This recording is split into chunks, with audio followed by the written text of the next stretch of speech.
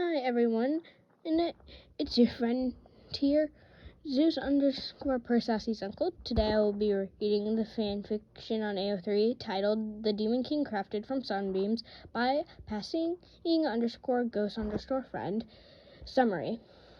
When Kamado Tanjiro goes out to sell coal for his family, he does not return, and a harsh winter storm blocks the family from going out to check on him.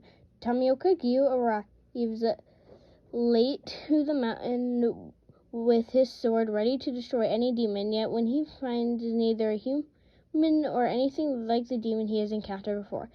This presence feels heavier, yet he can't detect any murder since smell blood on him, aka the AU where Muzan messes up and makes Tanjiro a demon king and his worst nightmare. Note, hope you liked it. I was listening to a female rage song, which just gave me a mental glimpse of a demon Tanjiro blocking Tomioka's sword and destroying it. This gave me some ideas. And now I have another story. See to the end for more notes. Chapter 1.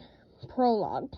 Tomioka Gyu knows he is late as soon as the winter storm forced him to share a house with a civilian who is concerned about him traveling up a mountain in such weather.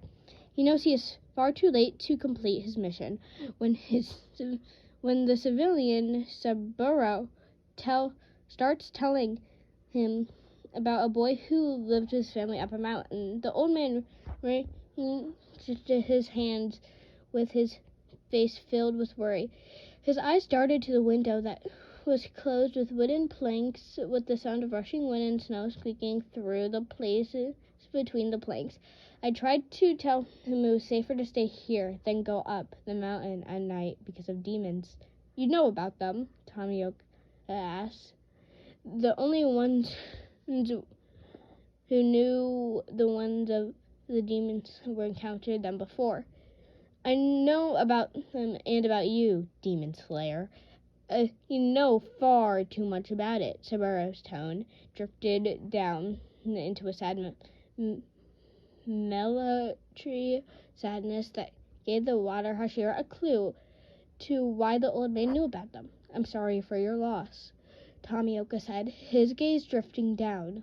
When the old man thanked him for his concern in the familiar tone that victims use, the guilty feeling in his chest grew stronger.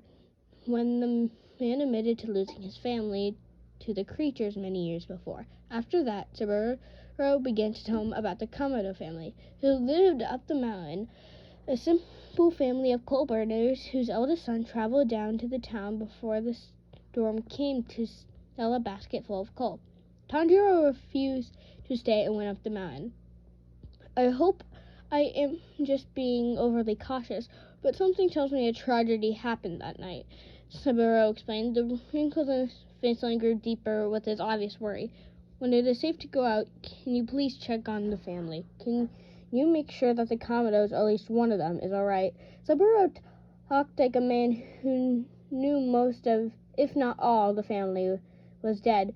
His somber voice sounded like he was getting ready for a funeral rites.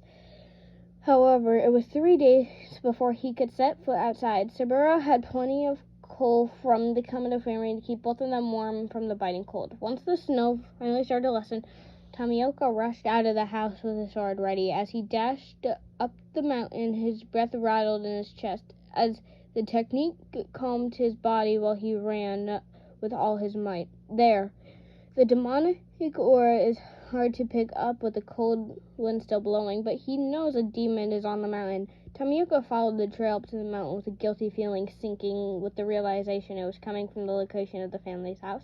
The Slayer raced towards the house to destroy the demon who dared to feast upon a family that all of the town seemed to adore, from what Saburo told him.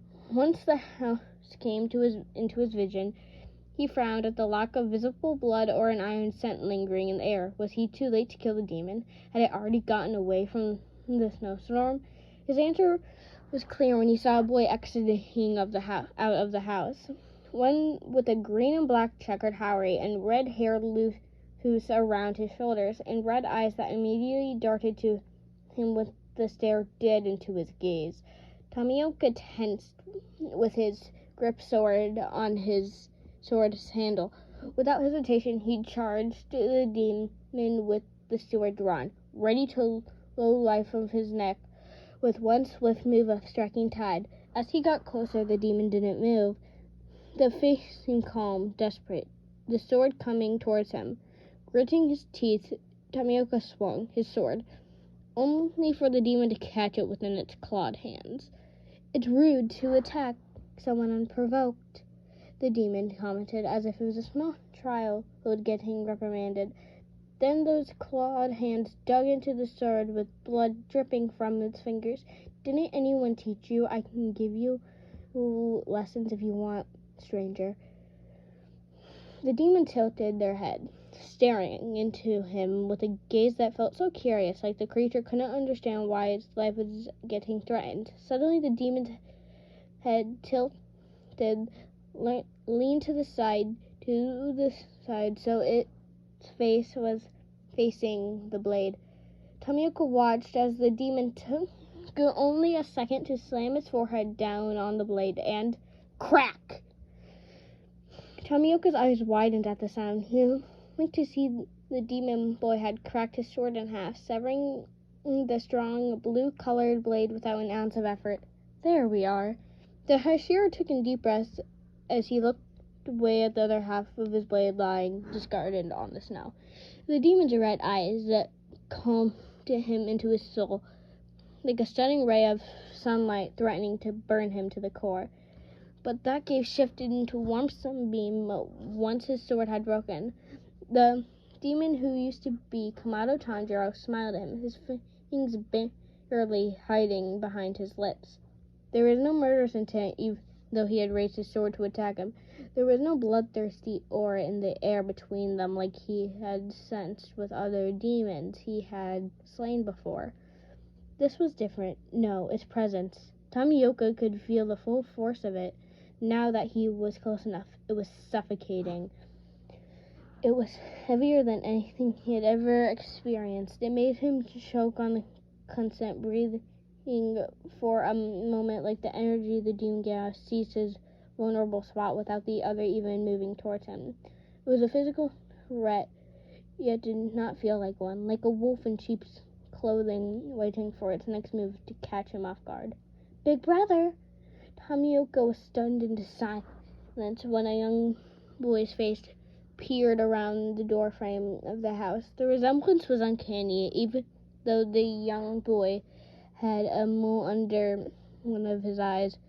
Just when he thought the demon might suddenly change its tune, the creature turned to the boy and gave him a reassuring smile. "It's all right, everyone. It seems we have a guest," the demon said with a sharp smile. Tomioka could only watch as the Kamado family, the family who he assumed would be dead from an attack, started crowding around the door.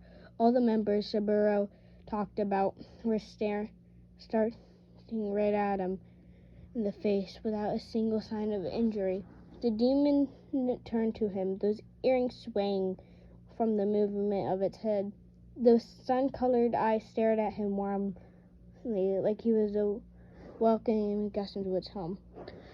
All right, everyone, this concludes the first chapter of The Demon King crafted from Sunbeams by passing_ghosts_friends. This was so far a really interesting fic, and I cannot wait to get to the next part of it. It might take a while because I have to edit and all, but I hope you all have a wonderful day. This was definitely a very interesting podfic, though. Fanfic. It has around 5,000 words in 500. Currently 2 chapters. This was published on 2024 February 13th. This is definitely going to be a continuation. I will try to continue when I can. I'm not sure when, though. I have to admit they were really good at this, and I hope you all think the same. Have a wonderful day. Goodbye, everyone, especially you little listeners.